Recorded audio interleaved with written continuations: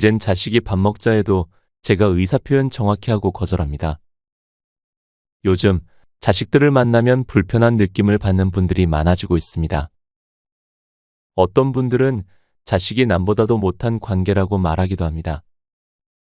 2023년 일본 피넬연구소 연구에 따르면 은퇴하면 누구랑 살 때 더 행복할까의 주제로 조사한 결과 가장 행복한 노년을 보내는 사람은 바로 배우자와 함께 사는 사람들이었습니다. 여기서 더 중요한 결과는 다음에 있습니다.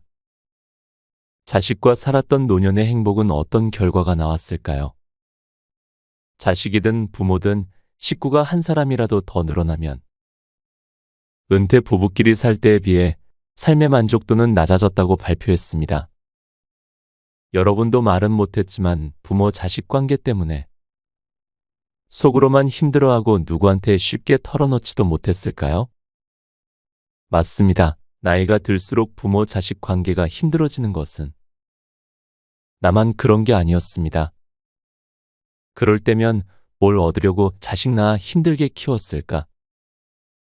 허무하기도 하고 허탈한 마음이 듭니다.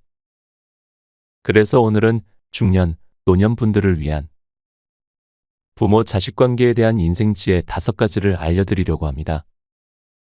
한 번에 5가지를 다 하려고 하지 않고 천천히 삶의 지혜로 가져가시면 행복한 가족 관계를 만드는 데 도움을 줄 거라 확신합니다. 좋아요와 구독 버튼으로 저에게도 작은 행복들을 모아주시면 감사하겠습니다. 지금부터 시작합니다. 첫 번째, 자식을 남이라 생각하자. 자식들은 부모 걱정을 절대 안 합니다. 자기네들 사는 게 더 바빠서 연락조차 하지 않죠. 근데 이게 요즘 일만은 아닌가 봅니다. 예전부터 이런 속담이 전해왔습니다. 부모는 먹지 않고 자식을 주고 자식은 먹고 남아야 부모를 준다. 자녀들에게 기대하면 실망이 클 뿐입니다. 지들만 잘 살면 그게 잘하는 것이고 아무 연락이 없으면 편안하구나 하면 됩니다. 내가 어떻게 너희들을 키웠는데 하면서 유난히 자식들한테 기대하고 바라는 부모들은 나이가 들수록 나만 괴로워집니다. 남이다 생각하고 사셔야 마음 편합니다. 하지만 이런 생각도 듭니다. 허무하고 허탈합니다. 자식이 남 같으니 슬픕니다. 네, 하지만 품 안의 자식입니다. 어떤 부모가 자식 못되게 바라겠습니까? 성인이 돼서 부모한테 부담 안 주는 자식이 효자로 생각하셔야 합니다. 또한 남은 재산도 아껴서 자식 줄 생각을 접어두셔야 합니다. 재산 많은 부모들 밑에는 훗날 자식들 간의 원수가 됩니다. 요즘 뉴스를 보면 형제끼리 남보다도 더 못한 사이가 되기도 하지요. 이렇게 생각해보는 건 어떨까요? 요즘 자식들도 힘들어요. 험한 세상 살아남으려 경쟁 속에 사는 젊은이를 이해해야죠. 인생을 더 오래 산 우리가 이해하고 자식한테 정성을 다했던 거는 부모의 도리를 했던 것뿐이니 받으려도 하지 말고 자신 스스로 즐거움을 찾아 건강한 노후를 보내자고요. 그리고 자식이라 정을 뗄 수는 없지만 서로 적당한 거리를 지키면서 살면 됩니다.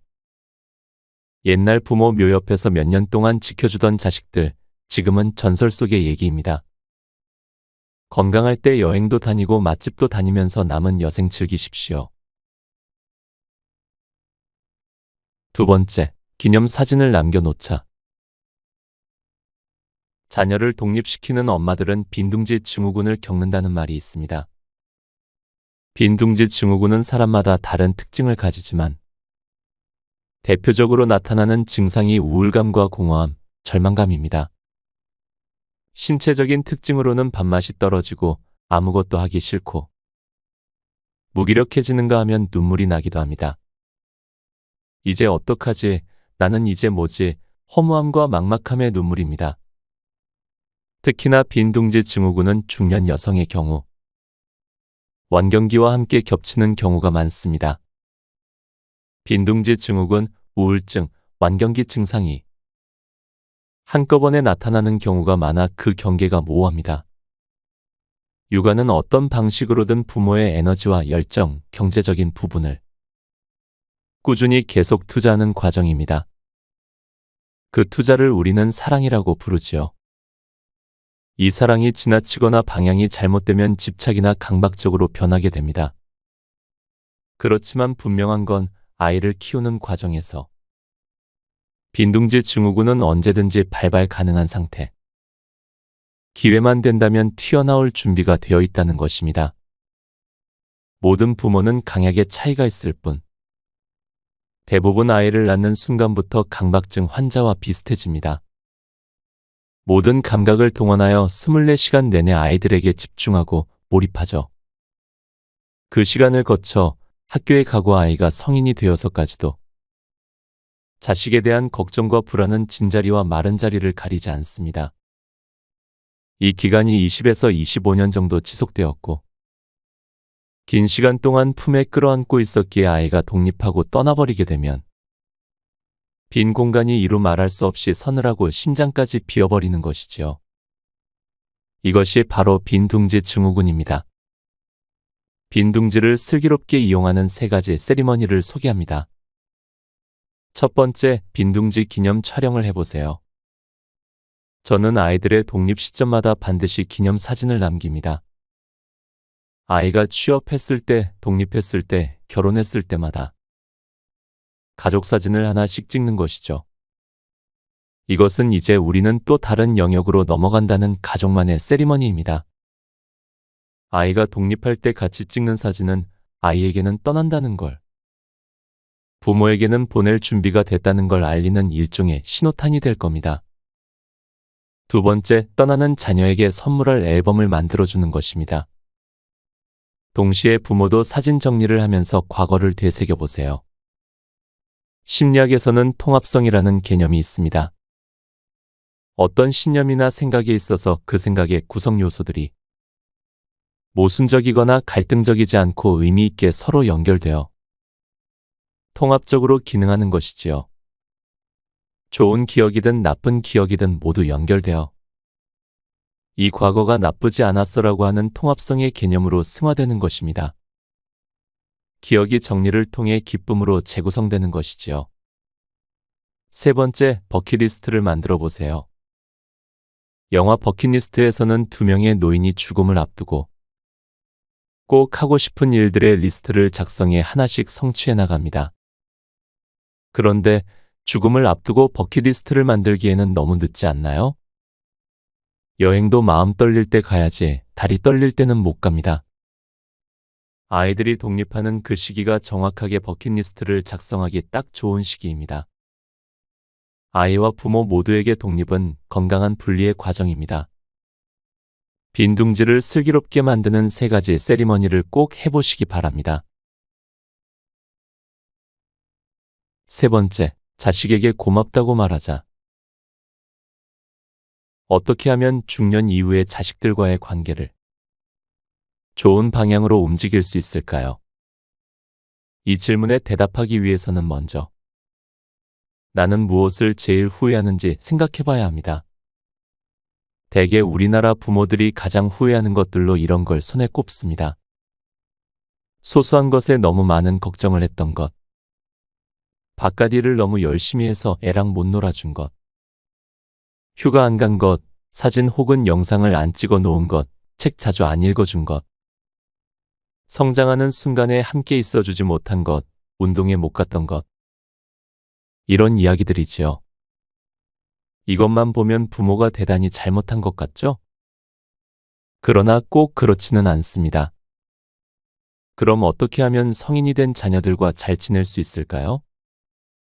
남은 생애를 어떻게 하면 자식들과의 관계를 좋은 방향으로 평안하게 지낼 수 있을까요?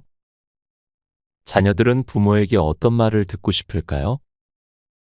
저는 연구를 위해 20세 이상에서 60세까지 130명을 대상으로 인터뷰를 진행했는데 아주 재미있는 결과가 나왔습니다.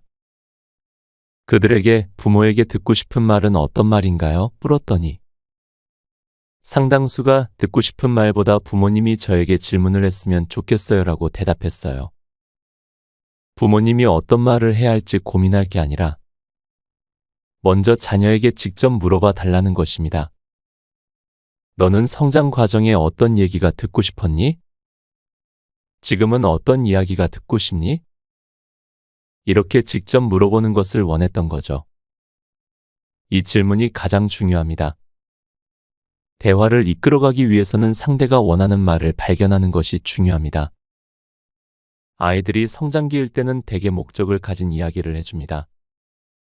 그러나 성장이 끝나고 성인이 됐다는 건 이미 인생의 길을 함께 걸어가는 동반자가 되었다는 뜻입니다. 이제 성인이 된 자녀에게 물어보세요.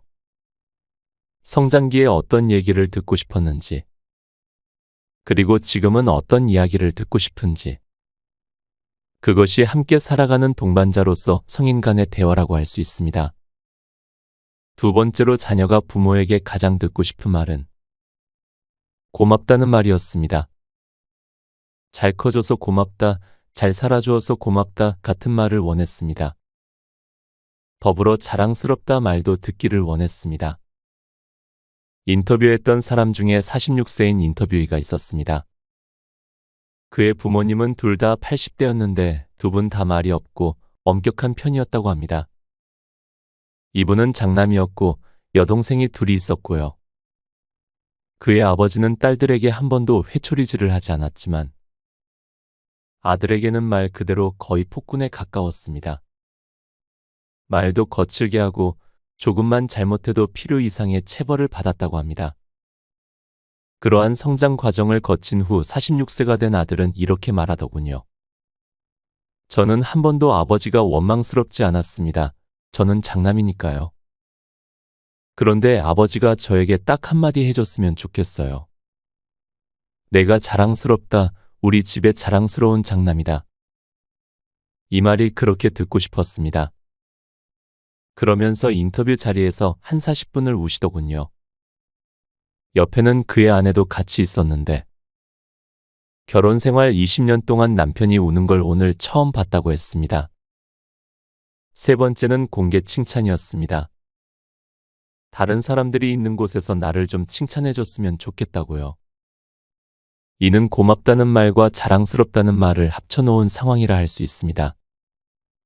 공식화라는 건 선언이지요. 저는 이것이 사랑의 선언이자 지금까지의 기여의 선언이자 현재 모습에 대한 인정의 선언이라고 봅니다. 잘 커줘서 고맙다. 그동안 고생했다. 내가 정말 자랑스럽다. 이 말을 다른 사람 앞에서 공개적으로 이야기하는 것이죠. 네 번째, 당장 동네 카페를 가자. 나를 조절하고 나의 스트레스를 관리하면서 동시에 나를 위로하는 방법은 총 7가지입니다. 나를 조절하는 첫 번째 방법은 믿을 수 있는 일인을 만드는 것입니다. 언제든 어떤 마음속 이야기도 말할 수 있는 사람. 내가 말할 때마다 괜찮다 공감해주고 조언까지 해줄 수 있는 사람. 이런 사람을 찾으시길 바랍니다. 머릿속에 이런 사람들, 나를 도와주고 이 상황을 해결하도록 도움을 줄 수 있다고 생각하는 사람을 떠올린다면 여러분은 상상의 멘토를 가지고 있는 것이지요. 이렇게 조언과 해결이 필요할 때가 있지만 백엔잇을 적시며 울 만큼 감정적으로 스트레스를 받았을 때는 공감과 위로가 필요합니다. 저는 속상한 일이 있으면 무조건 집에서 걸어서 15분 떨어진 카페에 갑니다. 카페에 가서 와플을 먹어요. 속상할 때마다 그 카페에 가서 와플을 먹습니다. 이렇게 하다 보면 나중에 속상할 때 그 카페만 떠올려도 위로가 됩니다. 이렇듯 세 번째 방법은 위로 장소를 찾는 것이고 네 번째 방법은 위로 음식을 찾는 것입니다. 마음 근육은 이렇게 단련하는 거예요. 자신만의 위로 장소와 위로 음식을 꼭 가지시길 바랍니다. 다섯 번째, 나만의 위로 노래를 찾자. 위로 노래도 너무나 중요해요. 나와 함께 울어주는 노래도 좋지만 나를 살려주는 노래, 나를 일으키는 노래가 있습니다. 이를테면 저는 딕펑스의 비바 청춘을 좋아해요. 이렇게 내가 좋아하는 노래, 나를 일으키는 노래가 하나쯤은 있는 것. 그래서 누구의 도움도 없이 스스로 문제나 감정을 털어버리는 게 바로 부모가 해야 할 일입니다. 6번째, 나이 들어도 당당하게 도움을 청하자. 스스로 해결하는 것도 좋지만 모든 걸 짊어지는 것보다 거절을 무릅쓰고 도움을 청할 용기를 가지시면 좋겠습니다. 용기를 내고 문턱을 넘는 경험을 누군가 해야 한다면 그걸 해내는 사람을 우리는 어른이라고 하겠지요. 거절당해도 안 죽는다는 걸 알고 있는 우리가 애들 앞에서 보란듯이 누군가에게 묻고 요청하면서 자식들도 도움을 청할 용기를 갖도록 모델이 되어 주었으면 좋겠습니다. 마지막 7번째, 평소의 감사 습관 갖기. 오늘 아침부터 지금까지 나에게 있었던 감사한 일들을 손가락으로 꼽아보세요. 그리고 그 행동을 꼭 아이들 보는 앞에서 반드시 하시기 바랍니다. 엄마는 오늘 이게 정말 감사하다. 넌 어때? 어린아이들이건 다 큰 자식들이건 가진 것을 헤아리는 능력을 갖게 도와주자는 겁니다. 미성숙한 이들이 없는 것을 불평하고 성숙한 이들이 가진 것을 살필 줄 아는 능력을 가진다는 걸 우리는 잘 알고 있으니 말입니다. 성숙도 학습됩니다. 부모의 모습을 보고 아이들도 부모의 형태를 그대로 모방하게 될 테니까요. 이렇게 7가지 방법으로 어른으로서, 부모로서, 그리고 인생 선배로서 나 자신을 관리하고 조절하고 위로하는 방법을 가지시기 바랍니다. 5번째, 나를 돌봐주자. 여러 감정 중에 반복적으로 올라오는 부정적인 감정들이 있습니다. 때로 우리는 그 감정들을 자꾸 밀어내려고 하고 억압하면서 인정하지 않으려고 하는데 누를수록 오히려 더 튀어 올라옵니다. 어차피 자꾸만 올라온다면 이제는 이 감정을 인정해 봅시다. 감정도 내 것이니까요. 공허감이나 우울감, 흔히 말하는 부정적 정서가 올 때 가장 먼저 떠오르는 생각은 슬픔, 우울, 안타까움, 쓰라림, 상처 같은 것들을 다 없애고 싶어 해요. 부정적인 것이니 제거하고 없애야 한다고 판단한 것이지요. 그런데 없애고 싶어서 없앨 수 있다면 걱정이 없겠지요. 그러니 없앨 수 없다면 관리하면서 같이 공존해야 합니다. 여러분, 혹시 당뇨 있으세요? 저희 어머니와 시아버님 모두 당뇨가 있으신데 당뇨 전문가인 세브란스 전문의 안철호 박사님이 그런 얘기를 하시더라고요. 당뇨는 친구야. 잘 관리하면서 같이 살아가야 한다는 뜻이죠. 관리만 잘하면 괜찮은 친구예요. 우리는 보통 자신의 부정적 감정은 절대 인정하지 않습니다. 완벽한 존재가 되어야 한다는 소망이자 기대가 있지요. 사실 그게 오만일 수도 있어요. 왜 슬픔과 공허함이 오면 안 되나요? 이 감정들이 가까우면서도 낯설고 두렵게 느껴지는 것은 사실 완벽을 위한 무의식적 강박 때문인지도 모릅니다. 그러나 장기간 이 정서들을 방치했단 말입니다. 마치 같이 사는 가족을 고려하지 않는 것처럼 말입니다. 그러니 공허감 역시 그냥 인정하면 어떨까요? 그래, 나 공허해, 텅 빈 듯한 느낌이 들 때 있어. 이 감정이 때론 나를 막 미치게 만들 때가 있어. 이걸 어떻게 얘기하나, 사람들이 나를 겁쟁이로 보면 어쩌나. 이렇게 생각할 수도 있겠지만 꼭 알아두세요. 내 생각과 달리 사람들은 우리에게 관심이 없다는 말입니다. 사람은 다 자기 자신에게만 관심이 있답니다. 나에게 가장 관심이 많은 내가 나를 위한 용기를 내보면 좋겠습니다. 저는 이런 용기를 내는 분들만이 치료를 기꺼이 받아서 변화를 만들어낼 수 있는 사람이라고 생각합니다. 내게 오는 공허감과 약간의 우울감, 내가 부족하다는 느낌, 나의 어리석음, 가끔씩 나만 알고 있는 멍청함, 이런 거 먼저 인정해 보세요. 다시 강조하지만 나쁜 감정은 없습니다. 그 감정을 어떻게 활용하거나 잘 관리하느냐에 따라 나의 삶과 자신에 대한 평가도 달라질 수 있습니다. 두 번째는 자기 돌봄을 시작해야 합니다. 중년이야말로 자기 돌봄이 필요해요. 지금까지 내 청춘과 피, 땀, 눈물, 골수까지 바쳐 아이를 키웠고 이 사회에 헌신했고 뭔가를 이루기 위해서 애써왔잖아요. 그러는 동안에 정작 빠져 있는 건 바로 나였습니다. 다 이루었는데 내가 빠진다면 그게 무슨 의미가 있겠어요? 그래서 제일 먼저 해야 할 것은 자기 돌봄입니다. 이를 위한 첫 번째 원칙은 내가 우선이에요.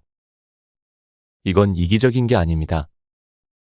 남을 제치고 나만 돌본다면 이기적이겠지만 나를 돌보는 것 자체는 굉장히 가치 있고 의미 있는 일입니다. 내가 나를 환대해야 하는 이유는 내가 나를 환대해야 비로소 타인도 환대할 수 있기 때문입니다. 나를 위해서 나를 돌보고 돌봄의 우선순위에 나 자신을 꼭 넣으시기 바랍니다. 세 번째는 힘든 일은 남에게 도움을 청할 것. 무작정 남의 고통까지 무시하면서 일을 떠넘기자는 게 아닙니다. 대부분의 중년은 어깨가 무겁습니다. 나이 들수록 그 무게가 무거워지지 덜해지지는 않습니다. 그 무게를 좀 나누어 보세요. 나눌 수 있는 건 다른 사람에게 맡기고 내가 꼭 해야 하는 것만 하자는 거예요. 또 좋아하는 것과 싫어하는 것을 구분해서 좋아하는 것만 하세요. 맛있는 것만 먹어도 인생 죽을 때까지 다 먹지도 못해요. 좋아하는 것을 알고 만끽하고자 애쓰기로 해요. 그리고 힘들다면 도움 청합시다. 요약해 보겠습니다. 공허감을 해소하기 위해서는 첫 번째 감정 다루고요. 두 번째로는 자기 돌봄이 필요합니다. 장기간 동안 방치했던 정서들을 인정하고 그래, 이건 내 감정이야 라고 받아들이는 것. 그리고 나를 우선으로 생각하고 굳이 내가 안 해도 되는 일은 다른 사람에게 부탁하는 것. 또 좋아하는 것과 싫어하는 것 분류해서 좋아하는 것을 해보는 것. 그리고 필요하다면 도움을 청하는 것. 중국의 극동 지방에는 모소 대나무가 있습니다. 이 모소 대나무는 4년까지 많이 자라야 3cm인데 5년째부터 하루에 30cm씩 큽니다. 나라는 싹을 키워보는 경험도 마찬가지일지 모릅니다. 처음엔 3cm일지 몰라요. 그러나 일정 시간이 지나면 하루에 30cm의 성장을 시작하게 될 겁니다. 그게 중년의 공허한 벌판을 채워주는 가장 아름다운 행위가 되지 않을까요? 공허하다는 감정을 인정하고 이제 나를 돌아보기로 다짐해보세요. 곁에 두고의 짧은 생각. 세월이 흘러 자녀들이 성장하면서 가족 간의 관계가 예전과 같지 않게 변하는 것을 느끼는 부모님들이 많습니다. 자녀들과 함께하는 시간이 어색하고 불편해진 것을 체감하시는 분들도 계실 겁니다.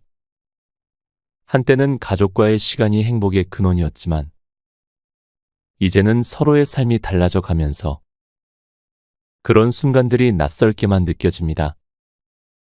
이러한 변화는 누구에게나 찾아올 수 있는 자연스러운 과정이지만 때로는 그 과정에서 오는 감정이 쉽지만은 않습니다. 자식을 위해 헌신하며 살아온 시간들을 돌아보며 그 모든 노력이 과연 무엇을 위한 것이었는지 회의감을 느낄 때도 있습니다. 이러한 시기에는 가족 간의 관계가 변화하는 것은 자연스러운 현상이며 이를 받아들이고 각자의 삶을 존중하는 태도가 중요하다고 생각합니다. 가족 간에도 개인의 공간과 의견을 존중하는 것이 중요합니다. 저희를 그리고 우리를 키워내시느라 정말 고생 많으셨습니다. 남은 여생은 자식은 일단 뒤로 하고 나만의 인생을 살아가기를 진심으로 응원합니다. 오늘도 행복한 여생, 인생 그리고 신바람 나는 하루 보내세요. 오늘도 함께 해주셔서 감사합니다. 책 50의 기술을 읽고